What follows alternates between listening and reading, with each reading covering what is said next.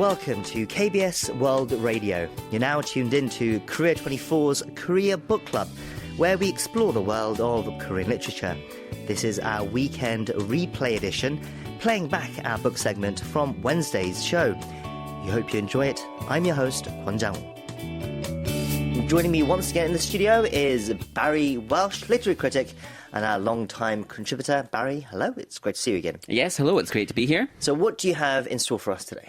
So today I'm very excited to look at the poetry of Jin Eun-young, who is a celebrated Korean poet known for exploring themes of existential reflection, social critique, and the human condition in general. And the winter edition of the Korean Literature Now magazine, which was just published in December, features Jin as its highlighted writer and showcases 10 of her poems from across her career, all of which have been translated into English by Seth Chandler. And alongside these works, the issue also includes a very interesting interview with Jin and an insightful review of her work.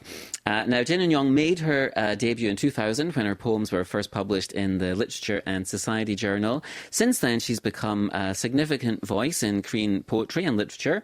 And in addition to being a very successful poet, she's also a publisher and a professor of literary counselling at Korea Counselling Graduate University. And she talks about that in the interview, and it's very interesting. Our poetry collections include a dictionary of 7 words, We, Day by Day, and I Love You Like an Old Street. And some of her works have been translated into English. The We, Day by Day collection was published by White Pine Press a few years ago. Jin's also a translator. She's translated Sylvia Plath into Korean.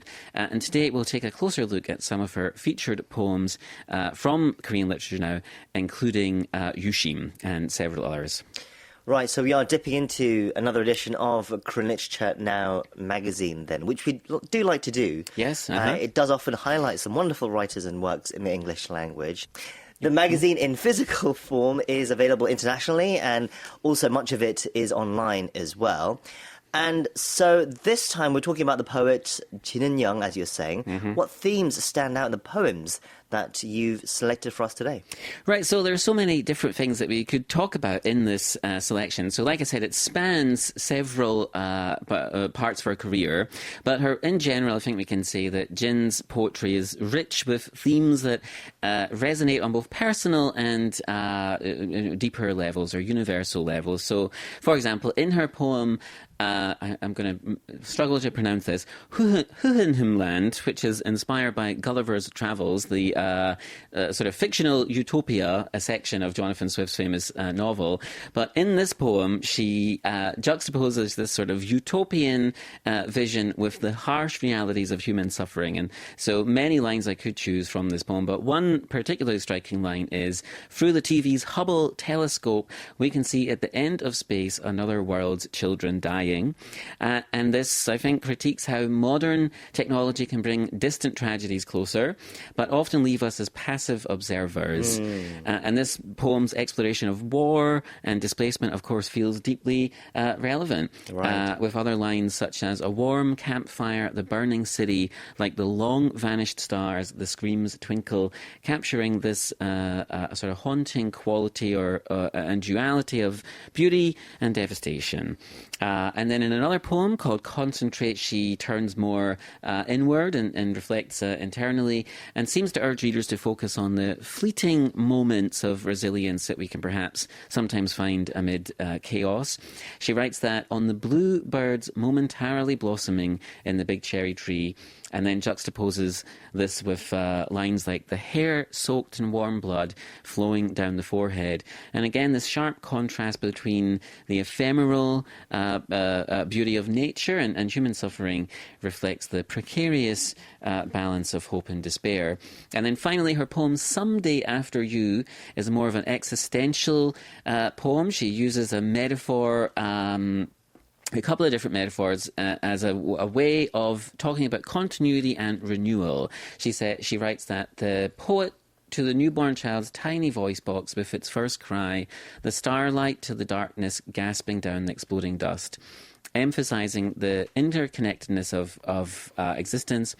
And I think this theme of the cyclical nature of life and mortality culminates in the poignant observation, the soul, like a diligent guardian, goes in after her body. Yes, so already we can see some very thought-provoking and powerful lines there, wonderfully brought out by the translator Seth Chandler as well, it seems. Her poetry also seems deeply visual and metaphorical, like you mentioned, Barry. Can you expand on her style a bit more for us? Right, of course. So, like you said, her style is it's evocative and it's layered. She employs these rich metaphors and striking contrasts, sometimes using everyday objects like a cherry tree or a piano or starlight to illuminate the sometimes difficult or challenging philosophical concepts.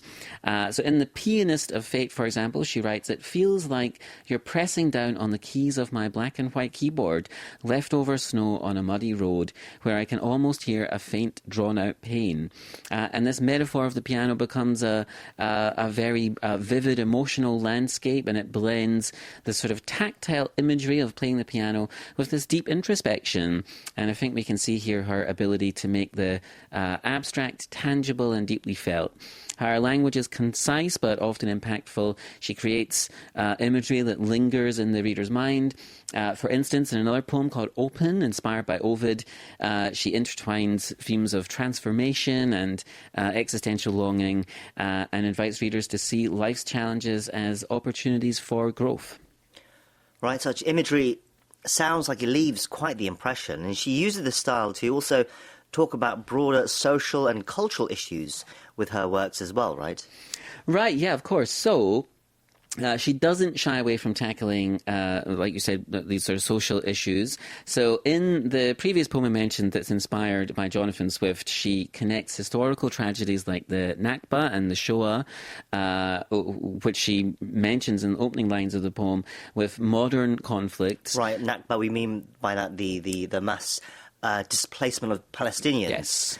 During the 1948 Arab-Israel War, Yeah. and the show as the Holocaust. Yes, right, and so she talks about. She mentions these two incidents and sort of asks readers to link them with ongoing injustices. And I think this global perspective, paired with her Korean identity or insight, bridges personal and more collective experiences. And additionally, she talks about this in the interview. She studied philosophy, and she uses a lot of philosophical and literary allusions, so referencing people like Jonathan Swift or Ovid, and this also enriches her work and invites deeper engagement.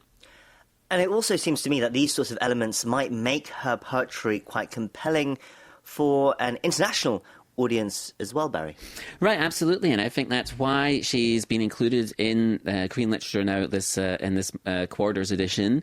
That she has this ability to articulate universal emotions through a culturally specific lens, and she's very talented at doing this. And I think readers from any background will be able to find themselves in her reflections on love and loss and hope and despair.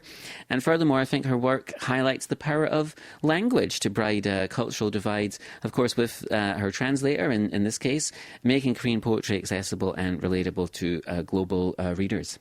Well, it's been quite a fascinating one. Once again, you can find the poems we've been talking about today in the winter edition of the Korean Literature Now magazine, the poetry of Jin Eun-young. That's all for this week's Korea Book Club. Barry, thank you for that, and we'll catch up with you again next time. Take care. Okay, take care.